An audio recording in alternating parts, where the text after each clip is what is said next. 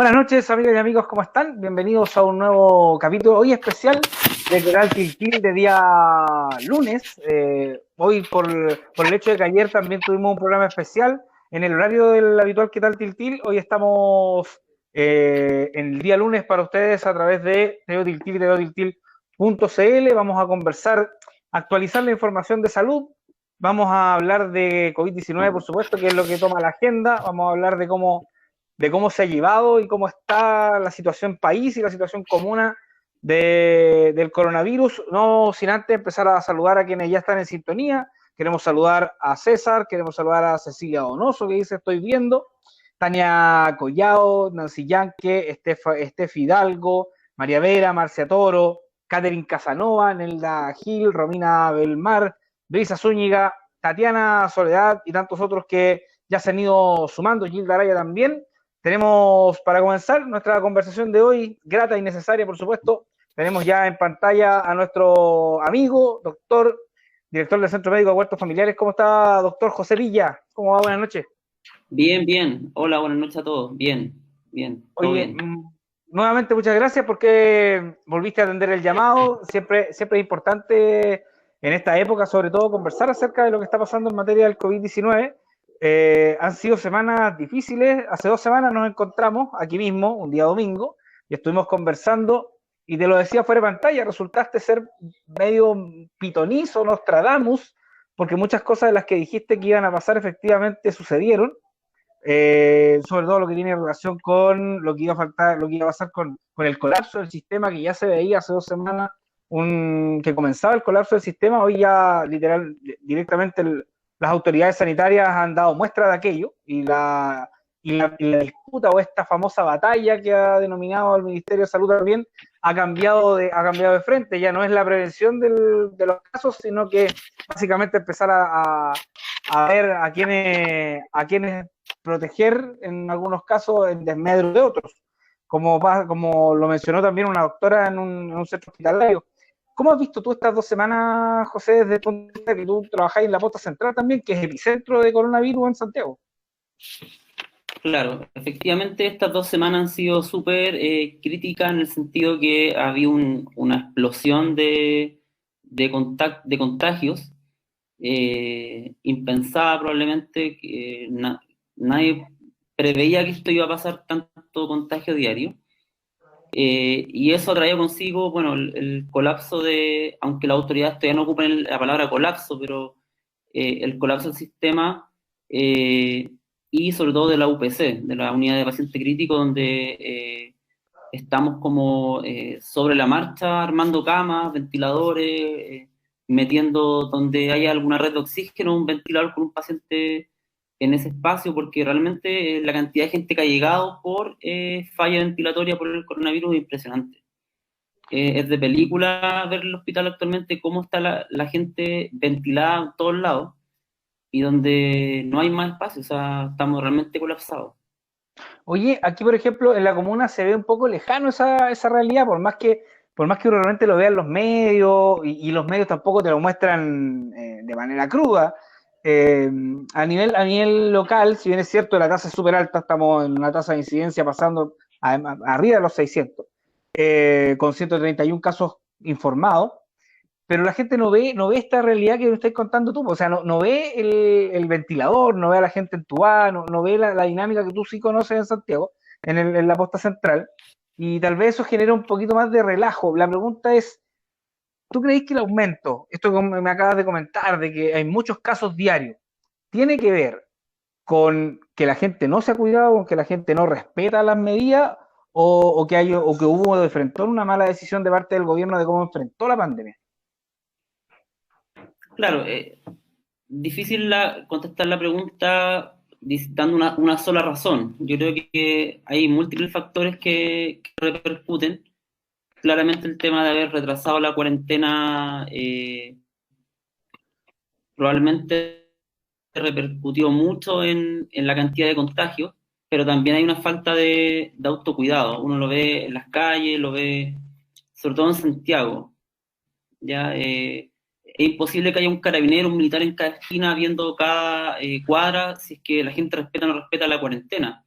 ¿ya? Y uno lo ve en las calles, en Santiago, mucha gente en las calles, los niños jugando a la pelota como si aquí no pasara nada, la gente, las ferias repletas de gente comprando. Entonces, realmente no hay conciencia, yo creo, todavía de esto.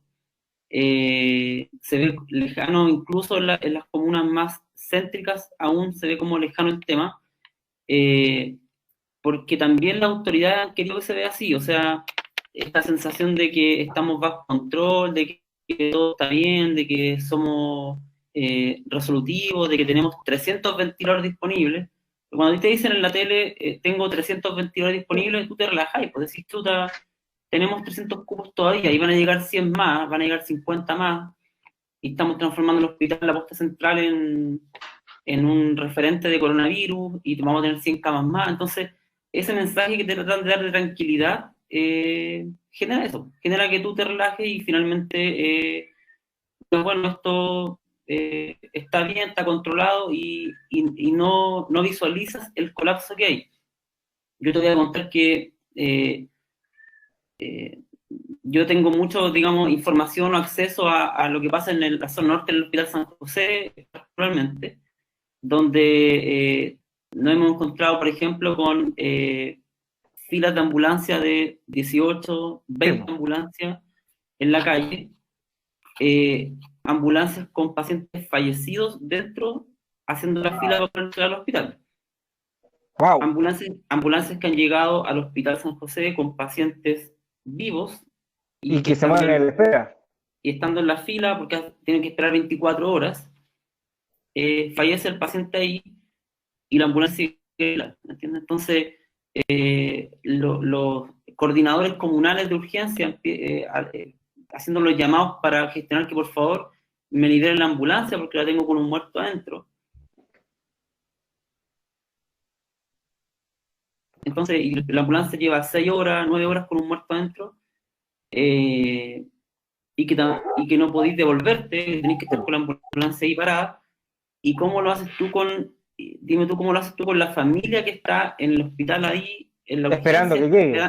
esperando que tú llegues con la ambulancia, y que ve que ahí viene tu familia, viene su familiar en esa ambulancia a este hospital de alta complejidad donde lo van a ayudar, y que no tiene idea que hace 6 horas el paciente ya está muerto?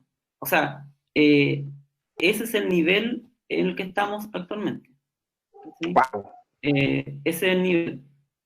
Eh, Me tocó hace una semana derivar una paciente al Hospital San José, una paciente desde el centro médico, por una sospecha de coronavirus, con una falla ventilatoria, y la señora estuvo 3 días sentada en una carpa afuera del Hospital San José. O sea, digamos, en este hospital que armaron con una carpa, Es de campaña. claro, y estuvo 3 días en una silla, sentada con oxígeno, bien, y esperando su PCR, pero sentada.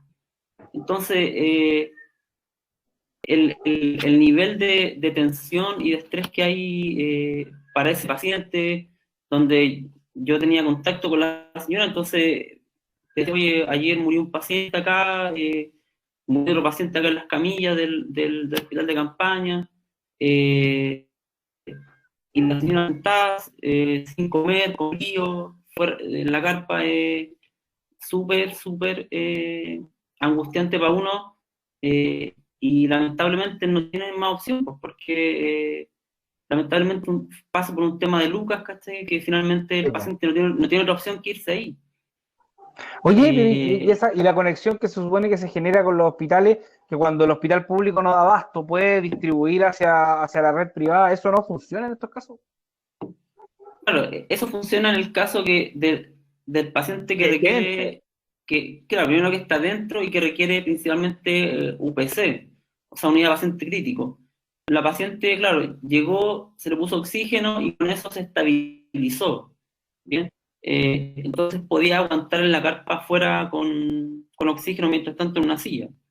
Pero, claro, un paciente que llega aún más grave, que hay que intubarlo, conectarle un ventilador mecánico, ese paciente, hasta el momento la red funciona y es capaz de trasladarlo a hospital, clínica, o incluso fuera de Santiago.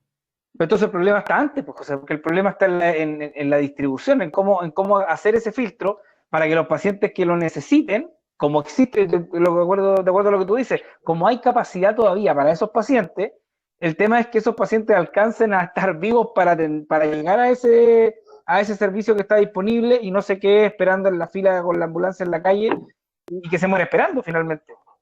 Claro. Entonces, ¿cuál fue la solución de esto?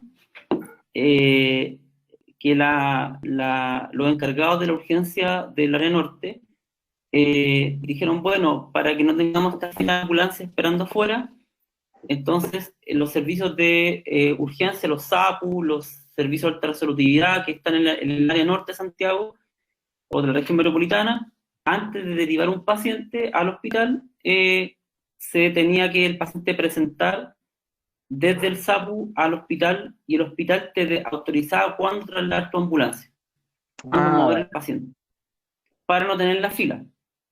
Bueno, ¿qué pasó? Que los pacientes empezaron a estar 12, 24 horas, 36 horas en el SAPU, como en el fondo hospitalizados. Cambiaste el lugar de congestión, ¿no? Claro. Entonces, entendiendo que en un SAPU tú no tienes la capacidad de hospitalizar a un paciente, no tienes servicio de alimentación, servicio de ropería y todo lo que requiere un paciente hospitalizado para que esté ahí. Entonces, ¿qué pasó? Que el fin de semana un paciente que estaba esperando al lado en un SAR de la Pincoya, Huechuraba, falleció dentro de el SAR, esperando el traslado más de 24 horas al hospital. Y claro, la familia, dentro de su desesperación, agredió a los funcionarios, casi que en el recinto. Wow. Entonces, claro, se veía linda la calle fuera del San José sin ambulancias, pero en el fondo el problema lo trasladaste a la atención primaria, que tiene menos capacidad de absorción que el hospital. Oye, así que...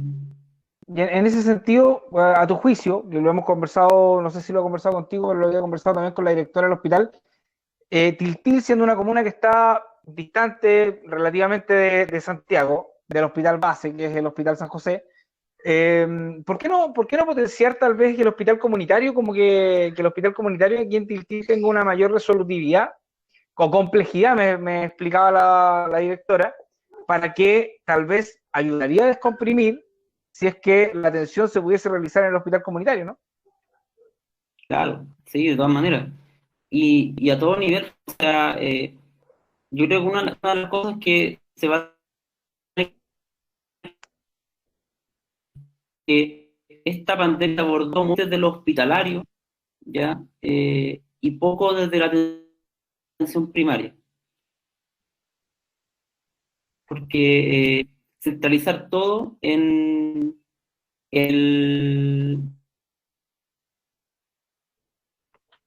este caso el Hospital San José, ustedes saben, todo está centralizado en el hospital. Hace poco tiempo que se empezaron a hacer atención primaria, pero con una cantidad irrisoria de test, o sea, 10 test para la comuna Tiltil no es nada. Por lo tanto, y finalmente la primaria es la que tiene la capacidad de buscar los contactos, generar la trazabilidad y ver con quién estuviste en ese tiempo. Tiene esa información más a la mano porque conoce a los pacientes, conoce a este sistema de salud familiar, tiene identificada la manzana, cuánta gente vive, quiénes viven contigo. Por lo tanto, le es muy fácil a la atención primaria hacer la trazabilidad de los pacientes. Por lo tanto, desde un principio debió haberse potenciado mucho más la atención primaria en resolver estos problemas y digamos, haber saturado menos el Hospital San José exámenes, porque finalmente se convirtió en trasladar pacientes a San José para hacerle la PCR, ¿no?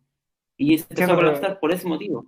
Siento que se podría haber hecho desde los propios comunales, tal cual como se hizo, claro, se hace ahora en el hospital comunitario. Se hizo también aquí en el CEFAM, pero lo hacía también directamente el hospital comunitario. Oye, José, te quiero invitar a que saludemos a la gente que está en sintonía, conectada hasta ahora. Silvana Caterina, un saludo para ella.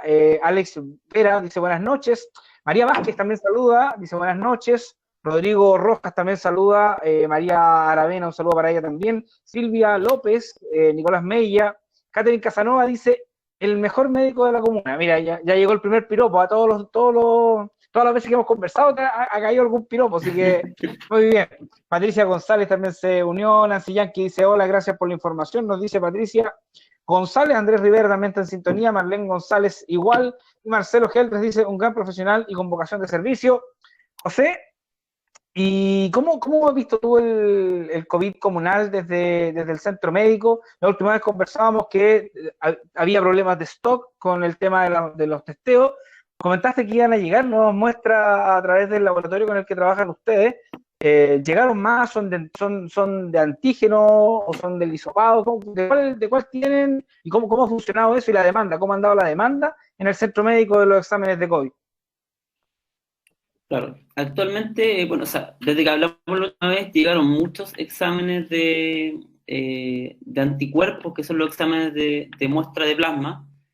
Ha habido una muy alta demanda. La verdad es que ahí tú, en ese sentido, ves como la necesidad de la gente de tener una herramienta con la cual estar más tranquilos. Y que la gente... de alguna manera está dispuesta como quizás a pagar por un examen y en el fondo eso muestra como un compromiso de querer generar un autocuidado y saber si está enfermo o no para proteger a su familia, a su entorno, a su trabajo. Y realmente la gente se ha tomado mucho examen, muchos anticuerpos, y nos hemos encontrado con muchas sorpresas, o sea, mucha gente positiva, incluso mucha gente positiva con el anticuerpo IgG, que es el anticuerpo que se positiviza una vez que el virus ya lo mataste. O sea, cuando está en la fase como de recuperación de la enfermedad, genera el IgG. Y hemos encontrado mucha gente con IgG que por lo tanto tuvo el virus hace por lo menos 2 semanas atrás y que ni se enteró. O sea, fue totalmente asintomático. Se contagió. Entonces, Claro. mucha gente así. Mucha gente con ese tipo de anticuerpos. Así que la gente está, digamos, requiriendo el examen de forma súper responsable, la verdad. Eso te iba a preguntar porque no se generó esta situación como de pánico de que la gente quisiera ir como, me voy a hacer el examen y como largas filas esperando para hacerse el examen de coronavirus. Sí, ahora tuvimos que ir como un sistema porque nuestra toma de muestra principalmente funciona como por orden de llegada. La gente va, Claro. lleva la orden y se toma el examen. Pero tuvimos que hacer un orden con horas ya para no congestionar el centro médico y también para no mezclar gente que va por otras cosas y gente que va por sospecha de coronavirus o por la necesidad del examen. Pero hemos funcionado bien, claro. Hemos logrado ordenar el tema y de esa forma no congestionar y no mezclar los pacientes. Pero sí llegó mucha gente a tomarse el examen. Buenísimo. Oye, José, te quiero invitar a que hagamos la primera pausa. Siguen llegando preguntas, seguimos saludando a la gente. Sergio Tapia, un saludo para ti también que está en sintonía. Lorena Tapia, un abrazo. Carmen Contreras, también profesora de La Plazuela, así que un saludo para ella. Y la Miriam Ursúa, César nos deja una pregunta, te la pregunto a la vuelta. Vamos a hacer la pausa y regresamos porque estamos conversando con el doctor José Villa aquí en el ¿Qué tal Tiltil especial de día lunes? Vamos y volvemos. Oye, seguimos en esta interesante conversación con el doctor José Villa, director del Centro Médico de Huertos Familiares. José, hasta antes de retomar, antes de ir a la pausa, te dije que había una pregunta que quedaba en el tintero, así que te la voy a hacer. ¿Cómo ves tú, y eso es la pregunta que nos hace César Villagra, el manejo de la crisis por parte del Ministerio de Salud? ¿Y qué opináis de la gestión del ministro y su como estas salidas que ha tenido últimamente, bueno, desde el principio, con algunas frases bastante desafortunadas? Sí, la verdad es que me preocupa sobre todo una frase que dijo el ministro hace un par de días cuando habló de la pobreza y el hacinamiento en Chile, que,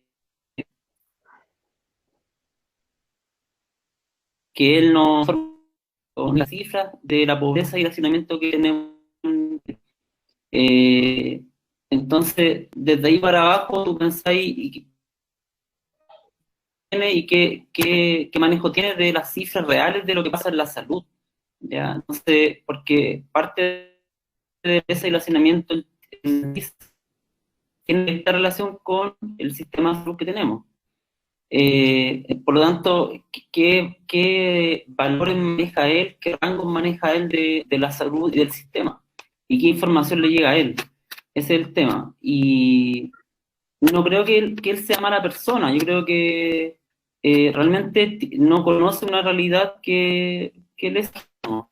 Y eso pasa cuando tú nombráis como ministro de salud al gerente de la clínica Las Condes. O sea, no es difícil que conozca la realidad cuando se maneja en esa esfera de la salud.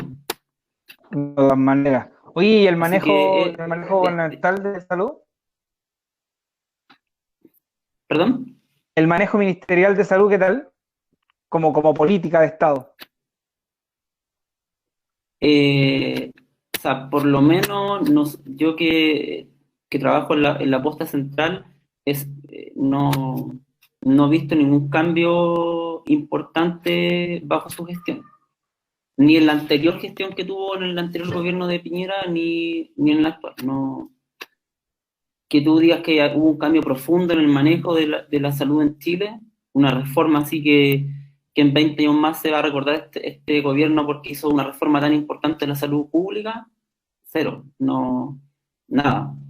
No se ha tocado el modelo, sigue haciéndose lo mismo, las listas de espera siguen igual, y esta pandemia vino en el fondo a transparentar de forma irrefutable que el sistema público no da para más. O sea, y que sobre la marcha se tuvo que buscar todas estas opciones, el espacio riesgo, empezar a abrir camas de UPC por donde se pueda, los empresarios donando ventiladores a última hora. Toda esta política actual demostró que en el fondo nuestro sistema no está bien. O sea, necesitábamos hace rato y siempre se pudo hacer. Ese es el punto. O sea, porque ahora siempre los empresarios pudieron donar los ventiladores, siempre se pudo armar más camas de UPC, que las camas de UPC faltan siempre, siempre, en verano, en invierno, en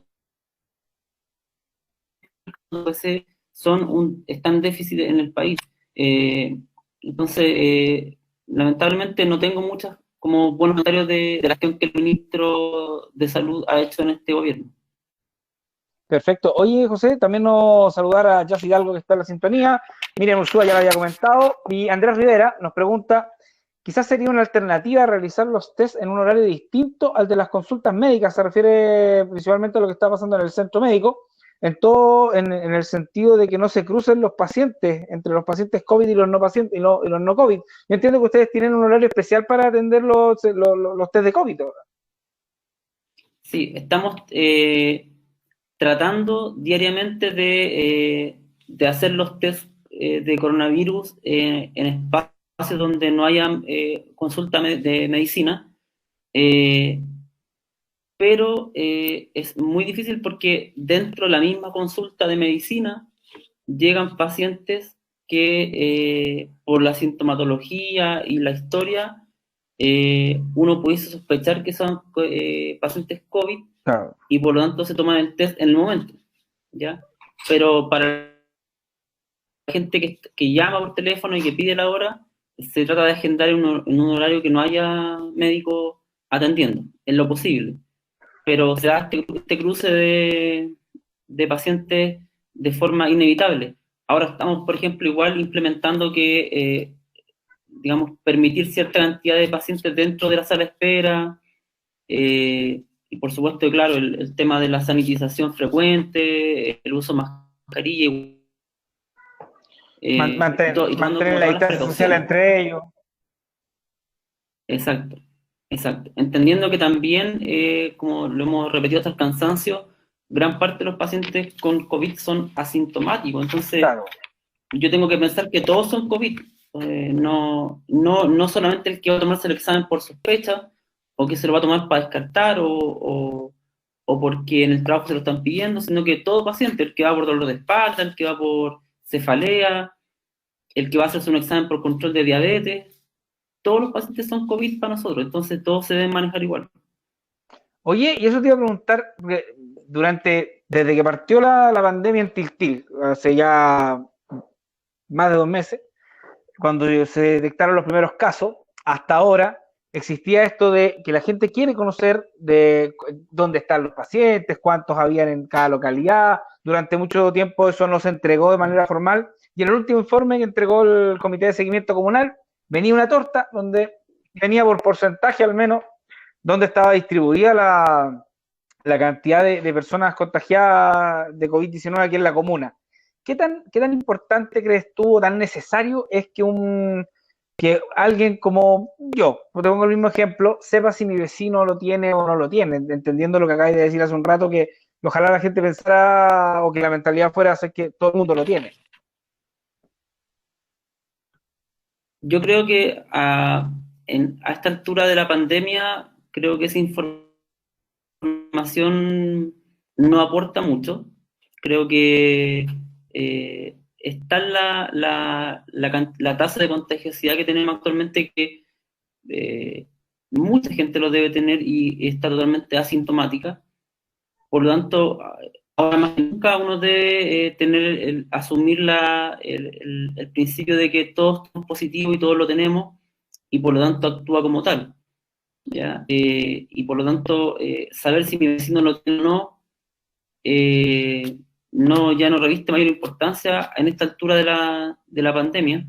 Y, y al contrario, yo creo que cuando la torta ves que, no sé, po, que ciertas localidades, por ejemplo, La Cumbre o Montenegro, por darte un ejemplo, No aparecen en la torta. tienen... entonces, si yo vivo en Montenegro y aparece eso, me quedo tranquilo. ¿Entiendes? O sea, digo, mire, lo hemos hecho bien, no hay ningún contagiado, me relajo. Claro. ¿Me entiendes? Entonces, Y cayó el contagiado. claro. Por lo tanto, al revés, o sea, asuma que todos lo tienen, asuma que su vecino lo tiene, que usted lo tiene. Como te comentaba delante, la cantidad de gente que ha dado positivo al test con anticuerpos IgG, es decir, que ya tuvieron hace 14 días, y que ya no lo tienen el virus, afortunadamente, pero que sí lo tuvieron de forma asintomática, han sido muchos pacientes, y esos pacientes quedan, cuando tú los llamas, los notificas, le comentas el caso, quedan perplejos porque dicen, chuta, o sea, tuve el virus, nunca supe, mi familia, qué pasa con mi compañero de trabajo, qué pasa con todo el mundo con el cual estuve en contacto. Bueno, ya pasó el tiempo, o sea, ya no hay mucho que hacer. Por eso que siempre hay que asumir que lo tuviste, o sea, que lo tienes. Y asumir que lo puedes volver a tener, porque hasta ahora no se sabe muy bien qué tanta inmunidad te entregan los anticuerpos. Por lo tanto, igual la medida de prevención sigue siendo la misma, el cuidado del lavado de manos, la mascarilla, dentro del domicilio. Por Oye, lo José, tanto, dime.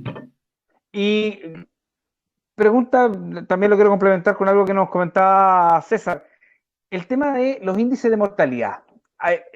No sé si el problema del gobierno y el del ministerio, obviamente, es que hay un tal nivel de descrédito que cuesta creer todo lo que dicen, y se lee en distintos medios esta suerte de doble verdad o verdad oculta de que la cantidad de pacientes fallecidos por coronavirus sería mucho más que la que efectivamente se informa diariamente por el ministerio. Y lo otro, para anidar la pregunta, si es que tú crees que el aumento en la tasa de funciones tiene que ver o puede tener que ver con el cambio en la metodología que hoy día también comentaba el ministro en el informe de hoy, o porque realmente está muriendo más gente por coronavirus. Para contestar esa pregunta, te voy a dar un ejemplo. Cuando tú actualmente tomas un test de coronavirus, por ejemplo, a un paciente, y ese paciente, yo le tomo un test rápido, sale positivo el examen, ese examen de antígeno se va a confirmación al ISP, y el ISP en 48 horas me manda la PCR confirmatoria de que el paciente está positivo. Ese examen lo tiene, digamos, el ISP, y el ISP lo manda también con copia a la Seremi de Salud. Que la Seremi de Salud es la encargada de contactarte y preguntarte por tus contactos estrechos. Claro. Ese contacto que hace la Seremi contigo actualmente está demorándose como 10 días, desde que tú tienes tu PCR positiva. Entonces, 10 días después llama alguien de la Seremi y te dice, oiga, cuando usted tuvo su primer síntoma hace ya 12 días atrás, ¿con quién estuvo? Entonces, el desfase que hay de información, de casos confirmados, es brutal. Porque cuando la Seremi digamos, se notifica de que el paciente está positivo y toma razón de esa PCR positiva, recién ahí es cuando ese paciente entra dentro de los casos que tú estás viendo en el conteo diario, ¿ya? Por lo tanto, estamos viendo una información de cuando te dicen 5.000 contagiados, Fue hace 10 días atrás. contagiados de días para atrás, ¿ya? Por lo tanto, hay un desfase de la información gigantesco. Y por lo tanto, también a nivel de la mortalidad, también debe haber un desfase enorme de la información, enorme. Entonces, la gente está enterrando a sus familiares y le está dando 3 o 4 días después la PCR, ¿entiendes? Entonces, estamos hablando de un desfase de información enorme. Una de las cosas que han hablado del comité asesor es aumentar la capacidad de la Seremi de contactar a la gente para buscar los contactos estrechos, porque 10 días después de que tú te PCR positiva, ya no... ¿Y te acordás que tuviste? Ya no sirve. Y ya no sirve nada porque esos contactos estrechos ya incubaron, ya desarrollaron la enfermedad. Entonces, claro, a mí me llega la PCR como médico del paciente, yo lo llamo por teléfono inmediatamente, le digo, oye, está tu PCR positiva, aíslate, se le hace su licencia médica, avísala a tus contactos, pero tienes que esperar que la Seremi te llame. Y porque eso es lo oficial. Ahí la Seremi llama y hace la trazabilidad de los contactos. Pero eso no está ocurriendo con un desfase enorme, por lo tanto también la mortalidad de los pacientes está siendo también informada de forma súper desfasada. Y la segunda parte de la pregunta, que tiene que ver con qué o no el tema de la mortalidad, probablemente el hecho de que el virus se haya metido actualmente ya en las poblaciones, ¿ya? Porque en Chile lamentablemente es súper triste la realidad, porque tenemos determinantes sociales que impactan directamente en la mortalidad que tú tienes por una enfermedad. Entonces, el nivel socioeconómico es un determinante súper importante de una enfermedad. Y cuando la enfermedad estaba en el barrio alto y tú tienes distanciamiento social, tienes tu casa de 300 metros cuadrados, hay distanciamiento social todos los días, es súper fácil. Entonces, pero cuando la población, el virus se mete en las poblaciones, en los blogs, en lugares donde no hay distanciamiento, donde no hay cuarentena porque tenéis que salir a trabajar todo en una pieza, donde el paciente que tiene 70 años en estas comunas no es 70 años de un paciente. Entonces, claro, claro, el virus se mete a este tipo de pacientes con determinantes sociales y claro, la mortalidad se dispara. Se fue digamos, al cielo con cantidad de pacientes que se están contagiando en ese contexto. Sí, por supuesto. Oye, José, quiero seguir saludando a la gente porque está muy interesante la conversación. Se ha escuchado en algunos momentos, se ha escuchado un poco, tenemos un poco de cortes en el audio, pero vamos, de todas maneras vamos bien. Le pedimos a la gente que también nos disculpe en el caso de que pueda haber algún momento en el que tengamos interferencia en la señal. Romina Belmar nos dice que es el momento, aprovechando que tú también estás con nosotros en el programa, de invitar a la gente a que tome conciencia. Son semanas muy complicadas y además hay conductas que no se han visto mermadas, incluso que tienen que ver con realizaciones de fiestas de fin de semana, algunos encuentros por ahí familiares o ir a visitar gente, algo que hemos dicho latamente también en el ¿Qué tal de los jueves junto a la directora del hospital, pero tal vez tu poder de convocatoria y de apoyo en la gente puede hacer que a la gente también le quede más hacer el llamado, que se queden en la casa cuando pueden, porque viejo, que el fin de semana no hacer carrete porque finalmente son focos de contagio, ¿no? Claro, sí. Llama la atención cuando uno habla, por ejemplo, con personas que viven en Maipú y te dicen que la plaza Maipú está llena de gente comprando en cuarentena, y cuando todos pedían cuarentena y finalmente no la están cumpliendo, finalmente hay que entender que esto parte mucho por el autocuidado, ¿ya? El hecho de no la cuarentena, de no quedarte en la casa, de seguir haciendo fiestas, carretes, juntas, de no tener conciencia de la enfermedad. Mucha del gran descalabro que estamos viviendo pasa por eso. O sea, no podemos tener el pensamiento tan paternalista de que el Estado nos va a poner un carabinero en una esquina y un militar en cada esquina para que tú cumplas las normas. Tiene que partir por el autocuidado, y lamentablemente a la gente las imágenes o las cifras son las que a veces asustan. Claro. ¿Ya? Cuando se ven los muertos apilados, o cuando se muere un familiar cercano, hay porque lamentablemente la gente uno tiende a vivir de la experiencia propia y no de la experiencia ajena. Pero yo le hago un llamado a la gente en el fondo que trate de respetar la cuarentena, el distanciamiento social,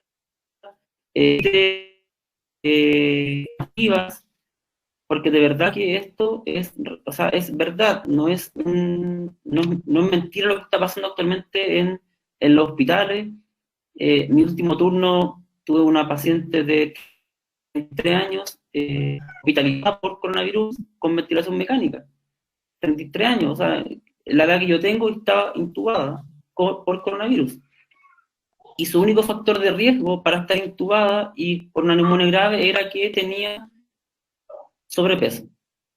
Que yo creo que, si mal no recuerdo, el 60% de los chilenos tenemos sobrepeso. Entonces, cuando tú ves un paciente de tu edad intubado, grave, en ventilación mecánica, te hace como, digamos, te mueve un poco el piso de decir, chuta, esto también me puede pasar a mí. No porque sea un poco más joven, no me va a pasar. Insisto, 33 años, sana, solamente tenía sobrepeso y estaba intubada y grave. Afortunadamente se salvó y salió del ventilador, pero estuvo 2 semanas en la UCI de forma grave. Por lo tanto, no es ajeno a los pacientes adultos jóvenes que pueden estar a ventilación mecánica. Y el tema está complejo, como yo te decía, nuestro hospital de derivación, que es el San José, está colapsado. Realmente. O sea, yo le vuelvo a repetir, las ambulancias están con los cadáveres haciendo fila afuera del San José. Así de mal están. No es... O sea, ya un hecho de la causa y no es un fake news ni algo que a ti lo hayas visto por Facebook, sino que es algo que tú conoces empíricamente por tu trabajo. Exacto, o sea, así es. La gente está 3 días en la carpa con oxígeno y esperando una cama dentro del Hospital San José, si es que se desocupa alguna con suerte, pero pasa ahí frío, pasa ahí hambre, estás con el temor de que si va a alcanzar a tener un ventilador o no. Por lo tanto, es real, esto es serio. El llamado al autocuidado, no hay otra forma de hacerlo esto, no hay otra forma. De todas maneras. Oye, José, hablando sobre todo del autocuidado y hablando también de la experiencia, Nancy Yankee nos escribe, mira, y dice, buenas noches, Héctor y doctor, con mi familia estamos en cuarentena porque mi hijo fue positivo. Él estuvo un día con dolor de cabeza y fue como un resfrío. A mí me preocupa mi marido que tiene 61 años, él está resfriado, con mucha tos, con flema, con dolor de cuerpo. no ha tenido fiebre ni dificultad respiratoria, gracias a Dios, y no lo hemos podido llevar al médico por no poder salir nosotros. En este caso, ¿qué podemos hacer? Acá también tenemos niños. Agradezco su recomendación. Ya, buena pregunta porque hace poquito que el ministerio actualizó la normativa del manejo El del protocolo. COVID, el protocolo, y efectivamente el paciente nombrado ahí en ese caso particular entiendo que el papá del paciente positivo, al haber desarrollado síntomas respiratorios, ya sea uno, cualquiera sea tos, dificultad respiratoria, o incluso cefalea, mialgia o fiebre, basta con que desarrolles un síntoma, Se ¿ya? califica como COVID. Se clasifica y obviamente ya has tenido el contacto estrecho hace menos de 14 días, automáticamente ese paciente pasa a ser como caso probable, Ah, ya. ¿ya? Y actualmente cuando tú notificas en el sistema de la Seremi, o sea, del MinSal, hay una pestaña que aparece como caso probable, que para fines prácticos es un caso positivo, ¿ya? Que no se le va a hacer PCR porque se entiende que si estuvo en contacto y desarrolló los síntomas entre los 14 días, también va a ser positivo, ¿ya? Y no se va a gastar un recurso en hacer un test de forma innecesaria, a menos que ese paciente se complique y requiera hospitalización, ¿ya? Pero él entraría, según lo que entiendo, dentro de los casos probables. Y por lo tanto, hay que manejarlo como si fuese positivo, Al ¿ya? igual como se manejó el hijo en este caso. Claro. O sea, él es tan positivo como el hijo para fines, según la norma del ministerio. Oye, y Sí. aprovechando la consulta, ¿qué hacemos desde el punto de vista del hogar? Porque ya hablamos del colapso del sistema, hablamos de que el Hospital San José y todo lo que tú describiste muy crudamente, pero real. ¿Qué pasa, por ejemplo, si en una casa, supongamos que me siento COVID, ¿cachai? O sea, tengo síntomas, no graves, pero es como una gripe. Y hablábamos esto de si ir o no al centro de salud a pedir el examen.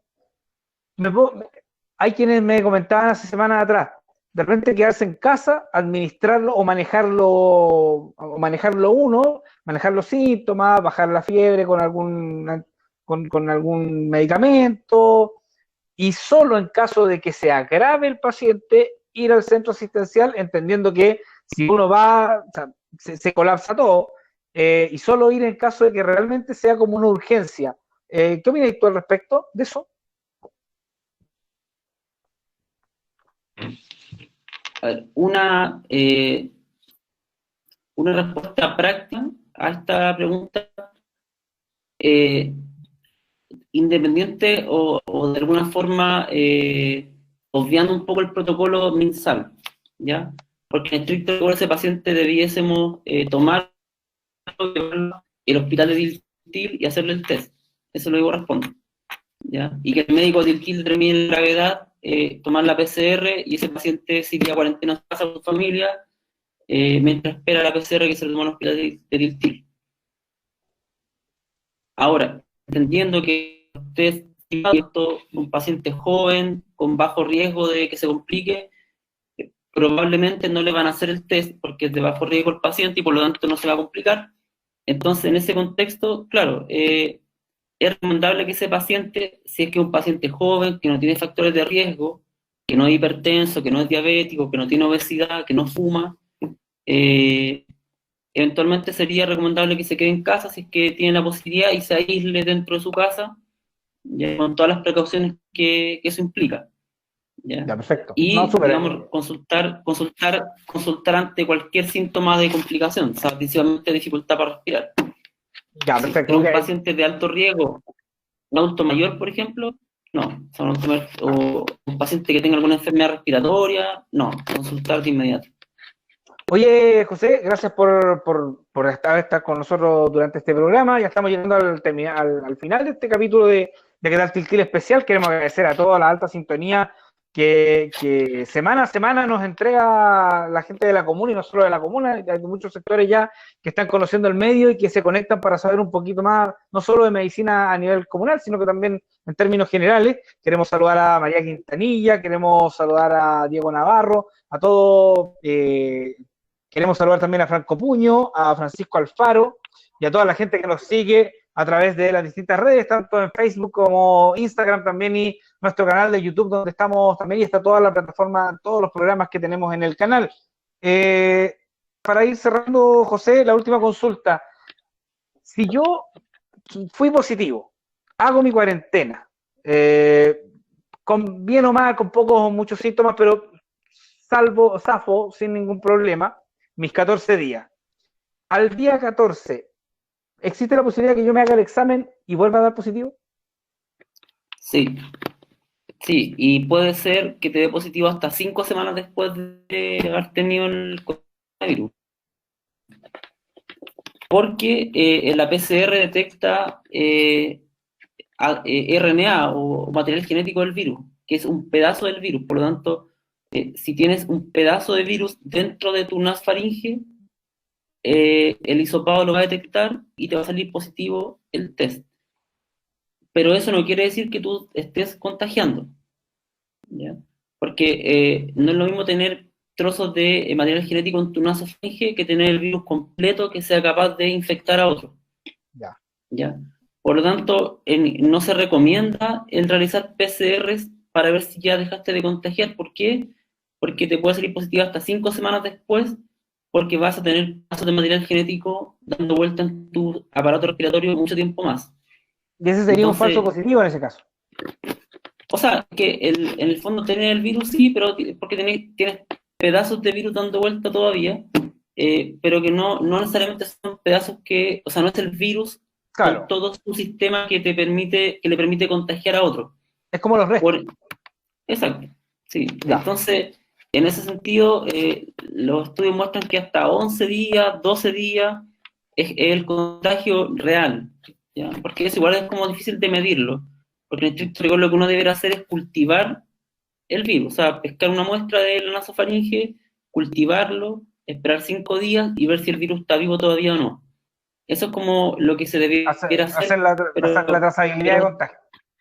Es muy engorroso, súper caro y no se hace actualmente. Pero con 14 días de cuarentena, después que tu PCR, o sea, después de que te volviste sintomático, es muy probable que ya no contagies, o sea, no necesitas otra PCR de control. Lo que sí nos ha pasado mucho con pacientes positivos es que cuando van a control al día 14 o al día 15, todavía están muy sintomáticos, tienen mucha tos, todavía se cansan mucho al caminar o al mínimo esfuerzo. De ahí, en ese caso, estos pacientes han seguido reposo, pero no porque sigan contagiando, sino porque la enfermedad todavía está muy sintomática. Ah, perfecto. Que es, digamos que otra historia, pero la contagiosidad al día 14 es súper seguro de que ya no existe. De todas maneras. Oye, José, te quiero agradecer una vez más por haber estado con nosotros. Estamos justo en la hora. Queremos informar también y comentarle a nuestros telespectadores que pegadito a este programa viene un nuevo espacio que ahora viene en vivo, que es la columna de opinión del sociólogo César Villagra, para que no se vayan, porque también va a estar muy interesante. Seguramente va a estar hablando acerca de la encuesta que salió hoy día. Una columna muy interesante que hasta la semana pasada se hacía grabada. Hoy va a ir en vivo, cosa de poder también interactuar con la comunidad que participaba, dejando mensajes, pero no se podía leer en su minuto. Así que pegadito a este programa, terminando el espacio, ya vamos con la columna de opinión, así que les pedimos que también se queden ahí en sintonía. José, un abrazo, muchas gracias por atender el llamado. Nos queda pandemia, nos queda coronavirus para rato, así que seguramente nos volveremos a encontrar aquí en Teo Tiltil. Ya pues, buenas noches, hasta luego, que esté todo bien. Chao. No te vayas de pantalla, por favor. Queremos agradecer a todos quienes siguieron la sintonía, a Cari Díaz, a Mabel Guzmán, a Jos Vega, a Pauli, a Mariano Muñoz. También queremos agradecer a quienes nos dejaron mensajes, Lorena Correa, a Alfonso Alfaro, no los alcanzamos a leer todos, de Berillesca, así que Muchas gracias por la tremenda sintonía del día lunes. Nos encontramos, por mi parte, nos encontramos el día miércoles porque tenemos entrevista exclusiva. Vamos a estar el miércoles 20 horas, programa especial. Vamos a estar conversando con el gobernador provincial de Chacabuco, con Javier Maldonado. Así que hay harto que conversar también con el gobernador con respecto a lo que está pasando en materia de COVID y de la ayuda social y todo lo que eso conlleva. Así que no se pierdan la sintonía de TV Tiltil. Seguimos, ahora viene pegadito César Villagra, el sociólogo, con la columna de opinión. Que tengan buenas noches. Chau. Chao.